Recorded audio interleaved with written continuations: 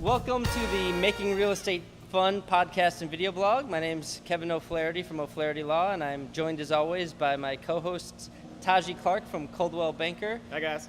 And Keith Hoffman, an excellent mortgage lender. And are we saying where you're from, Keith? Yes, Draper and Kramer Mortgage Corp. All right, great. Our guest today is Charles Hooker from Charles Home Inspections. And we're going to talk about not everything you need to know about home inspections, because we've got a 10 to 15 minute long podcast, but 10 minutes worth of what you need to know about home inspections. This is our third time at Alta Brewing Company, but the first two episodes, I was the videographer, didn't pan out very well. Now we have Tom Weiler from Weiler Studios doing professional videography for us. So check out weilerstudios.com if you like the video. We're doing a retake of this one. So Charles, thanks for joining us for a second time. Glad to be here, guys. Always a pleasure to be with you three gentlemen here. Welcome back. Keith, you want to take it away? Sure, Charlie, the one thing that many people need to know is what's the difference between an appraisal and a home inspection? Appraisals just mainly kind of go through, look at the home and compare it to other homes in that general vicinity. A home inspector like myself, we go in, tell you what's wrong or what's not wrong, tell you how sound the house is. Okay. Taji, what do you got for him? All right, so, being the real estate agent, I've done, a ton of walkthroughs with inspectors, and so I know exactly how it goes and all of that.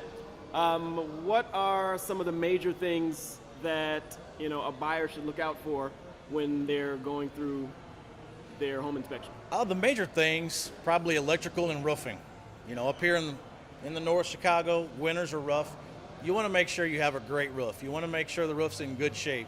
Probably the roof, electrical are the biggest two components of the inspection. Those are the two biggest.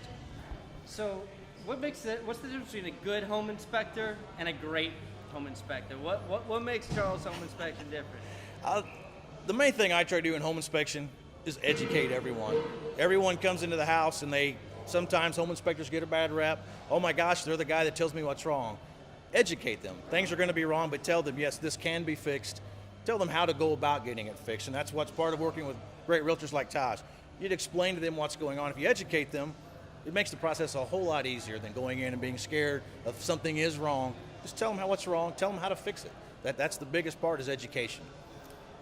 Go ahead. So when you go out for a home inspection, is there usually like one or two things you usually always see, or is there something that stands out more than others? Probably the biggest thing is just general maintenance of the home. People not doing something simple as changing their furnace filter. Puts dust all in the house and people don't realize how important that is. Makes your furnace work harder, makes your air conditioner work harder. Just general maintenance that people don't realize. Change your filter, Okay. Clean your windows. Take care of everything around your house. Take care of your gutters. Keep your gutters clean. General maintenance can save a house many years. All right, so I gotta ask, what's the absolute wildest, craziest thing that you've seen in your inspection career? It actually was probably about a week and a half ago, believe it or not. I went into a home, they had done some remodeling, and I stepped out and it was a utility room, laundry room, and above the doorway it had a wooden sign that was actually Miller Brewing Company. It was a 12-pack of Miller apparently, and it said on there, not responsible for any accidents. So immediately I'm like, my goodness, what am I going to find in here? As I stepped in there was the utility room, the furnace was in there and everything. The furnace had some recent work done, and the sheet metal around it, and I was shocked that it wasn't the Miller off the container I seen hanging on the wall, the cardboard, but they had fixed a sheet metal spot, probably 12 inches by 12 inches, with Dr. Pepper can. They had cut a can up. I don't know if it was home or the technician did it, I hope not. They had cut the sheet metal and it had Dr. Pepper cans on the side, plugging a hole in the side of the furnace. and I just kind of looked at that, and I just, like I said, I was thankful. I said, we're glad it's not Miller, so maybe it's fixed correct. At least Dr. Pepper's good for something. I was like, well, he must have been thirsty while he was working. All I could do was laugh. There was nothing I could do but laugh and take some good pictures of that. Tell us a little bit about the inspection report process, what an inspection report will tell you and what it's used for. An inspection report will tell you everything about the house. Like myself, I use a simple form checklist, tells you, yes, it works, it doesn't. If it doesn't, you have comments. There's plenty of pictures of the things wrong. If there is something wrong, it goes through the process, and you can read the summary page, items not working, major concerns, safety issues like electrical's not working, home improvement costs, items like cleaning the gutters, change the filter. Basically give them room to move as they get in the house. Okay, I need to do these things to keep my house going further. Deferred cost items would be like an air conditioner's 25 years old. Recommend, monitor the service. Next couple of years, plan on changing that because it's 25 years old. It's not going to be as efficient, things like that. And then the report, goes to like yourself, the attorney, you review it, and it goes back and forth, and they decide if there's things need fixed or whatever in the process. And you'll usually put like a cost to repair Yes. item on there. Yeah, you can put cost repair, and even good people we know, refer them to good people that will do them right in the process. So as an attorney, we get the inspection report, and then those inspection items that need to be repaired are items for negotiation that we can say, all right, well, the inspection report says this is going to cost $500. We, Mr. Seller, we would like you to either repair that item and show us proof that you've done it, or give us a closing cost credit for $500. Right. And it makes it really easy for us to negotiate what needs to happen to make the deal work. And usually, it's very rare. We never see, there's a body in the basement, this deal's not happening. It's just basically it's a nuts and bolts. How do we move money around to fix these issues? Correct. And inspectors are neutral third parties, really. I mean, Right. You're hired by one of the parties, but Yes. your word is taken as legitimate, Yes. and it makes it really easy for us as attorneys to negotiate. Yes. And one of the important things to remember is that I've never seen a perfect home inspection. So whether it's a brand new house or the house is 100 years old, there's always something that is wrong, something that needs to be Yes. fixed, something that needs attention. Yes. And I'm sure you can attest to that Yes, also. there's never a perfect house. Maybe minor things, but you're never going to go in and say there's nothing with this house that needs to be taken care of. Right. Nothing ever. Fellow inspector last week did a brand new home inspection. It was kind of funny how we share stories. Brand new home inspection. When he got into the attic just to look, they had forgot to spray insulation in a brand new house.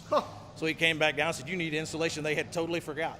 I mean, I guess it could be easy to forget. So it even goes to tell you, like I said, new homes, there's always something. You always have to look. You have to look. Do you charge extra for the sweet accent?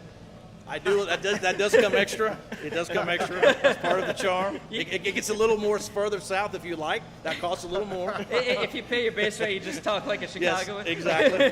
Yes. And he brings his guns too.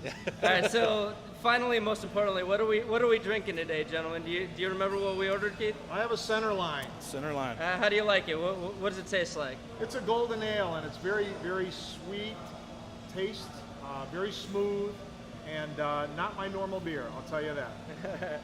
What fruit drink is our sexy reporter drinking here? This delicious drink is the King Balaton. King Balaton. You got that? For the king of real estate. For the king of real estate, right. It's very flavorful, and it's good stuff. Yeah, it looks like raspberry flavored or something. I think it's more of like an Zima? apple. It's more of an apple-ish kind of a flavor. Oh, good fall drink. All right, so Charlie, how can people reach you if they need a home If you inspection? need a good home inspection, it's Charles Home Inspection at 630-442-4873. My email is very simple, Charles Home Inspection. All right, Keith, how can people reach out to you? I think the best way and easiest way is by cell phone, 630-306-LOAN, 306-5626. And Taji, how can people reach the king of real estate? Best way to reach me is always on my website, just tajiclark.com. It's got all of my contact information, all of my social media sites, and all of that. It's the best way to get me. You can call me, Kevin O'Flaherty with O'Flaherty Law at 630-324-6666. Go to makingrealestatefun.com to check out all of our podcasts and videos, and we all blog, so we all have blogs on real estate that can answer most of your questions. I do a couple other podcasts, learn-about-law.com, my law podcast, and seizeyourbusiness.com, my business podcast. And thank you to Tom Weiler from Weiler Studios for doing our excellent videography work. It's, like I said, we tried to do it with me doing the videography, and we decided to come back and do it again with Tom. He does a great job. WeilerStudios.com, and he's happy to help you out too, and his rates are very reasonable. So thanks so much for listening. Cheers. Cheers. Cheers.